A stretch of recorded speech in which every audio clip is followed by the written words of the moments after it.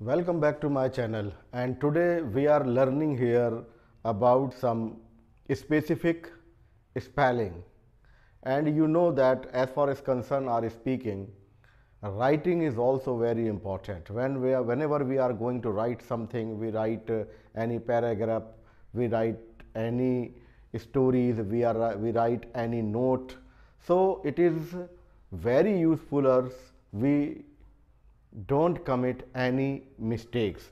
If we know certain rules, as you know, there are no any certain rule as far as concerned in English, but we have some specific rules. If we apply it, then we will uh, never mistakes in our spelling. So here is some special rule for you, that if you know it very well, that you will not commit any mistake. These are the very familiar words, and we use it frequently in our speaking here. So let's get started here. How to add full. हम word में full जब add करते हैं तो क्या होता है? It is our first rule for today.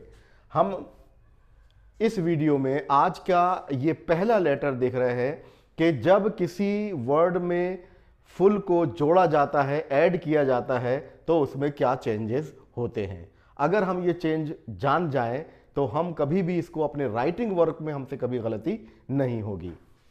तो किसी भी शब्द में फुल जोड़ा जाए तो फुल का एक एल कम हो जाता है. That is our first rule. एक एल कम हो जाता है जब किसी इंग्लिश के वर्ड में फुल को जोड़ा जाता है. तो फुल जोड़ने के बाद जब कंप्लीट वर्ड बनता है तो उसमें एक एल ये कम हो जाता है. Let us see here some examples. Faith, इसमें हमने फुल को ऐड किया तो ये हो गया फेथफुल. यहां देखिए आप, एक एल हमारा यहां कम हो गया. फेथफुल. दूसरा वर्ड हम देखेंगे यहां पर यूजफुल. हमने फुल को ऐड किया यूज के साथ तो यहां भी एक एल कम हो गया. यानी यूजफुल की स्पेलिंग होगी USEFUL. इसी तरह से केयर. केयर में हमने ऐड किया फुल तो ये हो गया केयरफुल. यहां पर हमने देखा कि एक एल हमारा यहां कम हुआ. और पेन में हमने फुल ऐड किया तो पेनफुल हुआ. ब्यूटी में हमने फुल ऐड किया तो ब्यूटीफुल हुआ. और इस तरह से और भी हमारे वर्ड्स, कुछ एग्जाम्पल्स हो सकते हैं. अगर हम इन वर्ड्स को जान लेते हैं तो हमारी स्पेलिंग इसमें गलत नहीं होती. तो that is a very important rule. When we add full with some words we reduce here one L. तो वहां पर हम एक एल को कम कर देते हैं. नाउ इसका एक उल्टा देखिएगा कि अंग्रेजी में एक्सेप्शंस बहुत होते हैं. मैंने आपसे कहा कि कोई इसमें सर्टेन रूल कभी नहीं होता. हाँ, ये है कि कुछ वर्ड्स में हम उसको अप्लाई तो कर सकते हैं. It will be applicable for some words पर नॉट फॉर एवरी वर्ड्स. सभी शब्दों के साथ ऐसा नहीं होता, कुछ वर्ड्स के साथ ऐसा होता है. अगर हम उनको जान लेते हैं तो कम से कम हमारे अंदर वो शर्मिंदगी का सामना हमें नहीं करना पड़ता जो हम किसी सर्टेन रूल को जानने के बाद ऐसा हमसे नहीं होता. तो इसी में अब इसका ठीक उल्टा होगा. हमने यहां देखा कि फुल को हमने जोड़ा तो एक एल कम हो गया, लेकिन रूल नंबर 2 हमारा ये कहता है किंतु यदि किसी शब्द में फुली जोड़ा जाए तो डबल एल बना रहता है. देखिए यहां पर ये इसका एकदम एडवर्स हो गया, उल्टा हो गया. जब हमने फुल को ऐड किया था तो एक एल हमारा कम हुआ था, लेकिन जब फुली FULL फुली को हम जोड़ रहे हैं तो हमारा यहां पर ये फुली में कोई भी एल हमारा कम नहीं हो रहा. जैसे मान लिया ये हमने लिखा फेथ फुली तो पूरा ज्यों का त्यों फेथ फुली हो गया.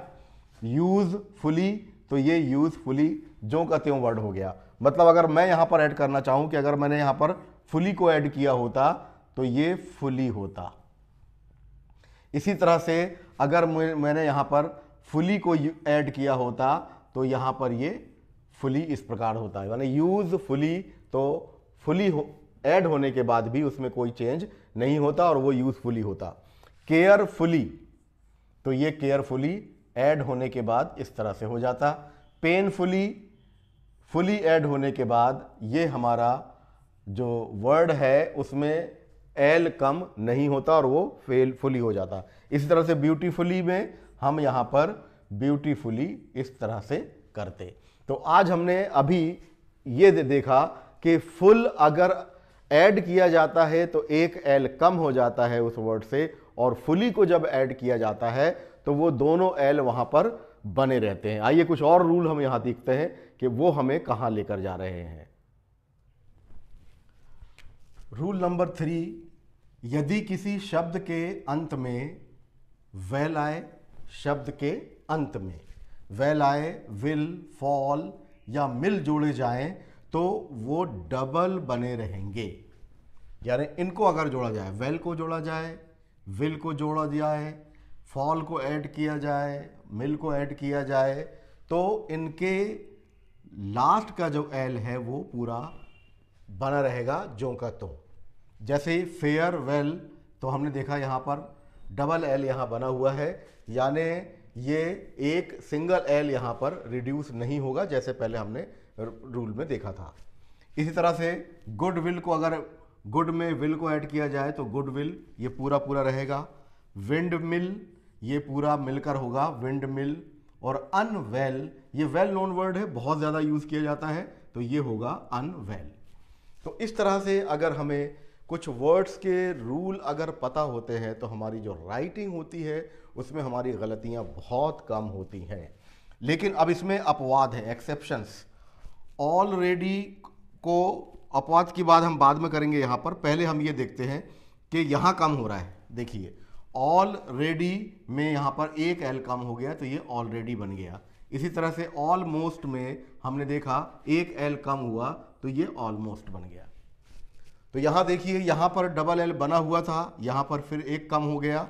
और इसी तरह से ये अगर वर्ड लिखा जाता है all right, all round, well done, well being, तो यहाँ पर ये लेटर कम नहीं हो रहे हैं।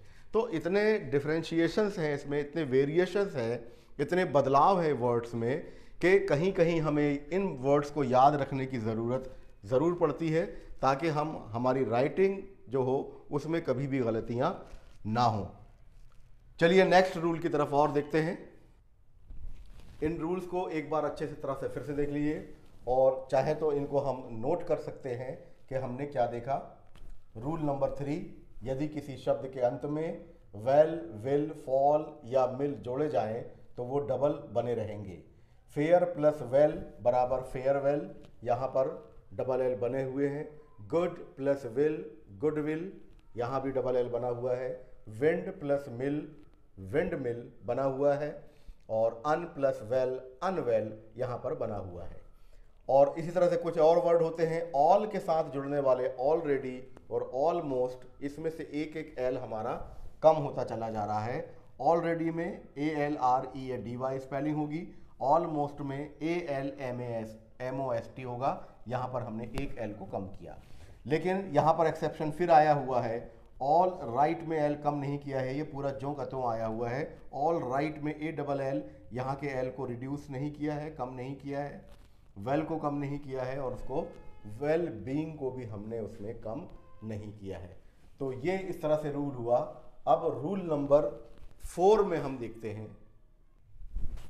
रूल नंबर 5 कहता है यदि किसी शब्द के अंत में डबल एल हो तो उसमें नेस जोड़ा जाए, उसमें नेस जोड़ा जाए, NESS नेस जोड़ा जाए तो दोनों एल बने रहते हैं। यानी वहां पर दोनों एल बने रहेंगे, उसमें कोई एल रिड्यूस नहीं होगा, कम नहीं होगा। जैसे इलनेस तो ये बन गया इलनेस, स्मॉलनेस तो ये हो गया हमारा स्मॉलनेस। और इसी तरह से स्टिलनेस तो ये हुआ स्टिलनेस, स्किलनेस ये हुआ हमारा स्किलनेस। तो ये वो वर्ड है कि नेस के जोड़े जाने पर इसमें डबल एल में रिड्यूस नहीं होता। नेक्स्ट है हाउ टू ऐड ER। अगर किसी वर्ड में ER जुड़ता है तो क्या होता है, लेकिन ER जुड़ने की स्थितियां क्या होती हैं, किन हालात में ER जुड़ने के बाद कंसोनेंट डबल हो जाता है वो देखते हैं। इसमें देखा, अगर किसी शब्द के अंत में वॉवेल हो तथा एक कंसोनेंट हो तो कंसोनेंट डबल हो जाता है। ये देखिए, इसको समझेंगे हम। ये लास्ट में हमारे कंसोनेंट है और इस कंसोनेंट के पहले ये वॉवेल है। तो स्थितियां ये है कि लास्ट में कंसोनेंट हो और उसके ठीक पहले वॉवेल हो और उसमें अगर ई आर जुड़ेगा तो ये जो हमारा कंसोनेंट है लास्ट वाला, ये डबल हो जाएगा, जैसे हमने यहाँ देखा रनर। इसी तरह से इसकी भी सेम पोजीशन है। लास्ट में यहाँ पर कंसोनेंट, उसके ठीक पहले वॉवेल, ई आर का जब जोड़ा गया तो ये जो हमारा कंसोनेंट है लास्ट वाला, यहाँ ये डबल कंसोनेंट होके रॉबर में चेंज हो गया। बेटर बना हुआ है BET बेट, लास्ट में कंसोनेंट, उसके ठीक पहले वॉवेल, ई आर को हमने ऐड किया तो ये बना हमारा बेटर। यहाँ देखिए सप प्लस ई आर, ये लास्ट में हमारा कंसोनेंट, उसके ठीक पहले वॉवेल, ई आर को ऐड किया तो ये बन गया supper. But plus E R, last में कंसोनेंट, उसके ठीक पहले वॉवेल, तो ये हुआ बटर। यहाँ देखिएगा, लास्ट में कंसोनेंट, उसके ठीक पहले वॉवेल, ई आर को जोड़ा, ये कंसोनेंट डबल हो गया और बन गया कटर। तो इस तरह से हमारे बहुत से वर्ड्स हैं जिनमें यहाँ पर डबल कंसोनेंट हो जाता है। और देखें डबल कंसोनेंट की क्या क्या हमारे रूल्स हैं, कहाँ कहाँ पर कौन से वर्ड डबल कंसोनेंट में चेंज हो जाते हैं। इसके ठीक पहले का रूल यहाँ पर मिलता जुलता देखेंगे हम कि अगर किसी वर्ड में ईडी जोड़ा जाए तो क्या होता है। अगर किसी शब्द के अंत में वॉवेल हो तथा एक और उसके बाद कंसोनेंट हो तो कंसोनेंट हमारा डबल हो जाता है। मतलब फिर वहाँ देखिएगा कि लास्ट में यहाँ कंसोनेंट आया हुआ है और इस कंसोनेंट के ठीक पहले वॉवेल आया हुआ है। तो इस कंसोनेंट के पहले वॉवेल, यानी लास्ट में कंसोनेंट हो और कंसोनेंट के ठीक पहले एक वॉवेल हो। बहुत सारे लेटर ऐसे होते हैं कि उसमें दो वॉवेल आ जाते हैं, तो दो वॉवेल वहाँ नहीं होना चाहिए। तो ये यहाँ पर देखिएगा, ईडी ऐड होने के बाद ये कंसोनेंट डबल हो गया। Stop plus ED stopped, slip plus ED slipped, double consonant. Transfer, इसमें ईडी को ऐड किया गया, ट्रांसफर्ड, डबल आर ईडी, यानी डबल कंसोनेंट यहाँ हुआ। इसी तरह से एडमिट, ईडी को इसमें ऐड किया तो ये एडमिटेड हो गया, यानी डबल कंसोनेंट। रब प्लस ईडी, तो इस तरह से रब्ड हुआ। इसके अलावा भी और भी ऐसे वर्ड्स हैं, ख़ास तौर पे जब पास्ट पार्टिसिपल फॉर्म सेंटेंस बनता है तो ईडी लगने के बाद वो डबल कंसोनेंट हो जाते हैं। शर्त यही है कि उनमें कुछ वर्ड के लास्ट में कंसोनेंट हो और उसके ठीक पहले एक वॉवेल हो। तो ऐसे और भी वर्ड्स की एक लिस्ट बनाई जा सकती है और लिस्ट बनाने पर जब हमारा राइटिंग वर्ब होगा तो फिर हमसे गलतियां नहीं होंगी। At the last but not least, ये कुछ और वर्ड्स हम यहाँ पर देख रहे हैं जिनमें बहुत ज़्यादा कन्फ्यूज़न होता है और ये वेल नोन वर्ड्स हैं। वेल नोन वर्ड्स वो होते हैं जिनको हम अपनी रोज़मर्रा की ज़िंदगी में बहुत ज़्यादा यूज़ करते हैं। ये लिस्ट है आपके सामने, इसको आप नोट भी कर सकते हैं। और देखिए इसमें क्या होता है, सबसे वाला जो है, कुछ वर्ड में आई, ई और ई आई, ये बहुत से वर्ड्स में इनका कॉम्बिनेशन बहुत ज़्यादा होता है। अगर आई ई आ रहा है तो कहाँ पर पहले आई आएगा फिर आएगा, या फिर पहले कहाँ ई आएगा या आई आएगा। तो बहुत से वर्ड ऐसे हैं जैसे ओबीडिएंटली, तो OBDEINTLY। तो अगर इन वर्ड्स के ऊपर थोड़ा नज़र हम रख लें तो हमसे स्पेलिंग मिस्टेक्स नहीं होती। और ख़ास तौर पे जो हमारे स्कूल एजुकेशन के हमारे जो स्टूडेंट्स हैं वो अपनी कॉपी में अगर इसको एक नोट कर लेते हैं कि वेल नोन वर्ड्स के बाद में इस तरह का अगर कोई कॉम्बिनेशन आता है कि किसी लेटर में EI और IE, ये वर्ड्स अगर आते हैं तो इनको हम किस तरह से लिखें। और ऐसे वर्ड्स हमारे पास एक इनकी लिस्ट होना चाहिए ताकि इनकी स्पेलिंग में कभी हमसे गलती ना हो। तो ये हम देख रहे हैं अभी IE और EI का कॉम्बिनेशन। अक्सर ये देखा है कंसीव, अगर C के बाद EI या IE का कॉम्बिनेशन आ रहा है तो सी के बाद हमेशा ई आता है और उसके बाद आई आता है। तो ये कुछ वेल नोन वर्ड्स हैं, बहुत ज़्यादा यूज़ किए जाने वाले, उनकी एक लिस्ट हमने दी है, CONCEIVE। तो देखिए सी के बाद अगर ये है लेटर तो ई आएगा, फिर आई आएगा। तो कंसीव, कंसीट, रिसीव, ये वेल नोन वर्ड्स है, बहुत ज़्यादा यूज़ किए जाने वाला। तो RECEIE, यानी सी के बाद हमेशा ई आएगा और फिर आई आएगा। इसी तरह से डिसीट और सीलिंग फैन, ये यहाँ पर जो है ये सीलिंग फैन के लिए यूज़ किया जाता है, सीलिंग। तो सी आया है वर्ड, तो इसके बाद ई आया और फिर आई आया, CEILLING, सीलिंग। अब लेकिन इसमें अपवाद की भी एक लिस्ट देखिए आप, सफिशिएंट, यहाँ तो सी आया हुआ है, फिर आई क्यों नहीं आया, फिर बाद में यहाँ पर ई आना चाहिए था। तो ये नेटिव स्पीकर्स ने जो यूज़ किया है, जहाँ से हमने लैंग्वेज ली है, ये उन्होंने जो यूज़ किया है वो हमें यूज़ करना है। इसमें कोई काउंटर क्वेश्चन कभी नहीं होता कि ऐसा क्यों है। अंग्रेजी में जितने ज़्यादा रूल्स रहते हैं उससे ज़्यादा इसमें एक्सेप्शंस होते हैं, अपवाद होते हैं। तो ये एक वर्ड हमने दे दिया कि सी आने के बावजूद भी आई का यूज़ पहले हुआ है, फिर ई आया है। अगर हम इन वर्ड्स को लिखने में अलर्ट रहें तो ये हमसे स्पेलिंग मिस्टेक्स नहीं होती। यहाँ भी देखिए सी आया है, लेकिन उसके बाद की जो स्पेलिंग आई है वो आई आया है और फिर ई आया है। इसी तरह से NCIE।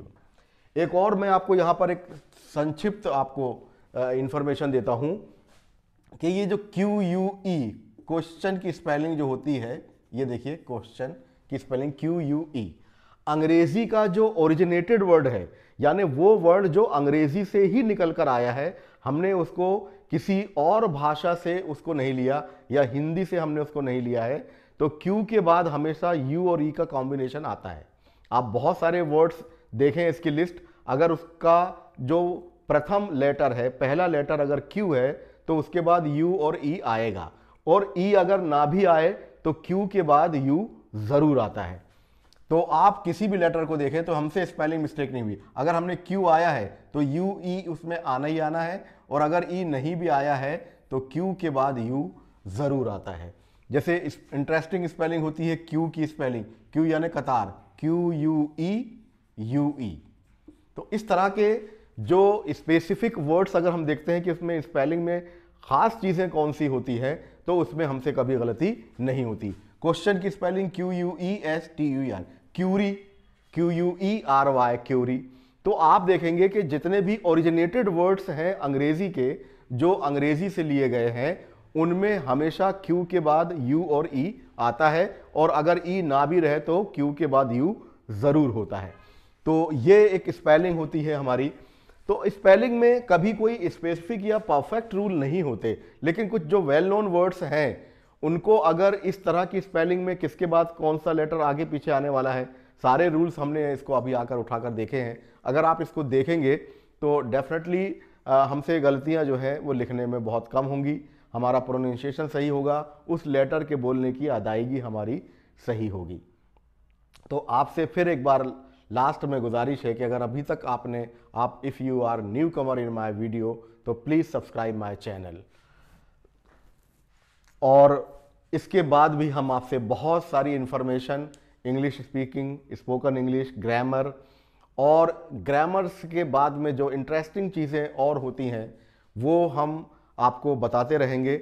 और please keep watching me and take care. You watched my video. Thank you so much.